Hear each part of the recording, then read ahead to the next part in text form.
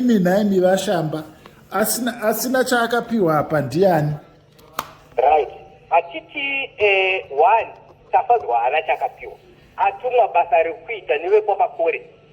Handisi kuti Tafadzwa right ba? It is there. It's totally wrong Tafadzwa. Akadhonzwa upenyu hwake hwatafadzwa. Handina kutombonzwa kuti hwaisvika ipapo nokuti munhu akaenda kuchikoro 1 achishanda mabasa emugarden 2 achishanda mabasa ese anowana mari nguva nenguva.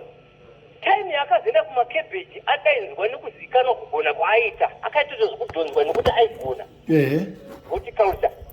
Saka pakudhonzwa papa iye haana kuziva kuti inda unopigwa mugomba risikabudike. Asika iye mwana wenyu uyu vashamba akabvuma kauri nekuti akatotaurirwa plani ndofunga zvinhu zvakarongwa kaizvi. Right. Saka zviri zvakarongwa akabvuma kuita mhondi. Ipopo ndiri kupanzwisisa. Unoona kuti mimi mhondi zvainoita ina kubidha mumwe munhu asati apinda muchirongwa ichocho. Inini handizive nekuti handisati ndamboponda. Nditaurirei tinzwe. Hatibvumirei pakuponda titaure chimwe chinhu mamwe maactivities anogona kuitika. Unofamba watunwa.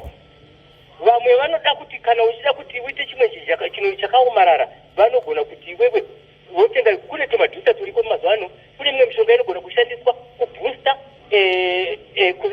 kusimbisa munhu iyeye kuti achiita nemazvo.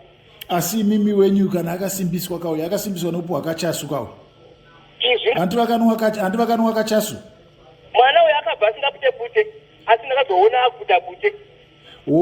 Wenyu mwana uyu iye Tafadzwa makazoona akuputa bute. Saka bute iri murufunga kuti ndo maakaisirwa zvinhu zvakamuvhiringidza. Ndinotarisiro nekufunga nokuti akagara asingapute. Agara asingapute. Pamwe anga akutsvaga kamwe akakutsvaga kuti pamwe achasvikirwa. Kusvikirwa kwokuponda kachibva kune wekwaMakore. Saka murufunga kuti vane zvavakaita paakasvika pakudzidza zvekuputa bute nezvimwe zvakadaro. Obvious. Nokuti vandoda kutsanangudzira ndepekuti akatorwa nawo yekuti paitwa horticulture pachiri mamakebheji padenge redisguise. Ava vanga vakutoziva zvavanoita ende that man anonzi Tapiwa akabvira kumufa kwose kwaaigara. Vanhu akatotsvagiwa atiza nokumusha kwaMurehwa. Makore. Pakanzi mwana waTapiwa Makore ashayikwa. Vanhu vekumufa kwose vakatoti right tiri kunzwa nziya ari kumusha. Zvato nechokwadi kuti mwana uyu akashayikwa pamusana paTapiwa. Saka pakatorwa Tafadzwa paya akange aonekwa zvezveinterview. Hatiti interview unoitwa interview physically. Naimi ndimbogama ivashamba. Mati mimi naTafadzwa mati ndimi baba kuna Tafadzwa. Yes. Muri baba. Musoro wemwana anonzi Tapiwa akapondwa aine 7 years nemwana wenyu anonzi Tafadzwa ungange uri kupi? Anga iyo yenge chifanira kuti kana tumubvunzewo ungochida kuzobvunzwa ndakutambanudzirai otherwise mubvunzewo memungazobvunza kana ndakutambanudzirai. Ndinoda kuti muupindure izvozvi tozoenderera mberi. Musoro wemwana uri kupi? Nekuti ndo mubvunzo unoda kuzikanwa nevakawanda. Musoro wemwana anonzi Tapiwa Makore akapondwa nemwanakomana wenyu uripi? Ndinotenda mubvunzo wenyu. Ndoda kuti muverenge kusvika pa10. Ndoda kuona kuti munotanga kuverenga chii. Kuverenga kubva panotanga kusvika pa10.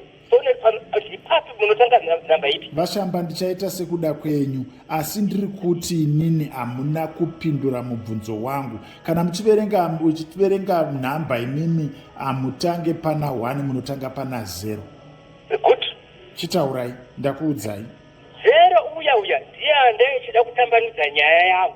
Zvino imimi muri kumhanya kusvika pa10. Imimi ku0 inini ku0 iko kwamuri kutangira kaimimika.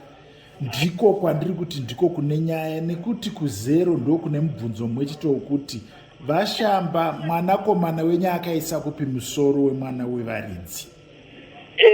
Izvozvo munotobvunza Tapiwa ndiye akatora Tafadzwa. Tafadzwa akangoziva kutaura kwake akati baba inini ndine mhosva yekwaMakore asi inini ndakangocheka. Waye ndiri kubvunza imimi baba ndiri kuzviziva kuti at some point makambonoona mwana wenyu kana dai anga avharirwa makanomuona muchimuvhakachira here Tafadzwa? Inini handizivi kuti mwoyo wangu wakamira sei. Asi pamakanomuona imi, pamakanoona mwanakomana wenyu vaShamba akakuudzai kuti kudii uye makamubvunza kuti chii?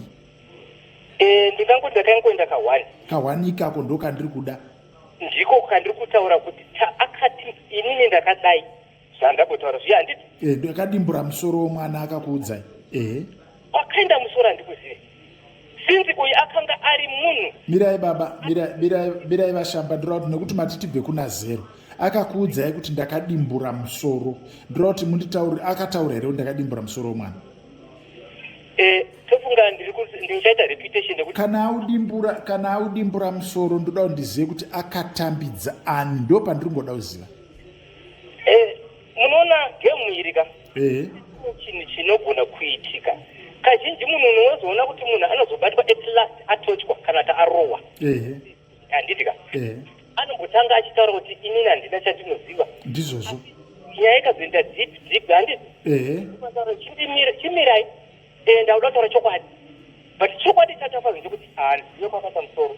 Azive kwa baba, handisi kubvuma. Azive kwa akaisa musoro, akausiya mugomo, akaukanda pai. Ndiri kuti inini pamakaonana naye akakuti handizive kwandakaisa musoro here kuti akati ndakatambidza ningi. Tafadzwa chaanoziva chekuti akacheka zvikatorwa akangosiya paakasiya zvikanotorwa naTapiwa.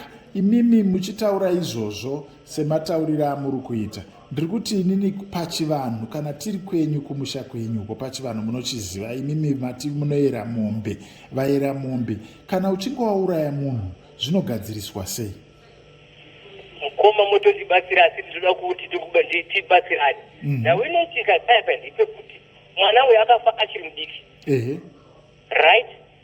Atigone kuri panhasi. Why? Ngozi ayo yezuva iroro saizi yake ikakwana kuti yesaizi yaaitamba nayo ikakwana kuti yauda kuroora pane vamwe vake vatoni vakati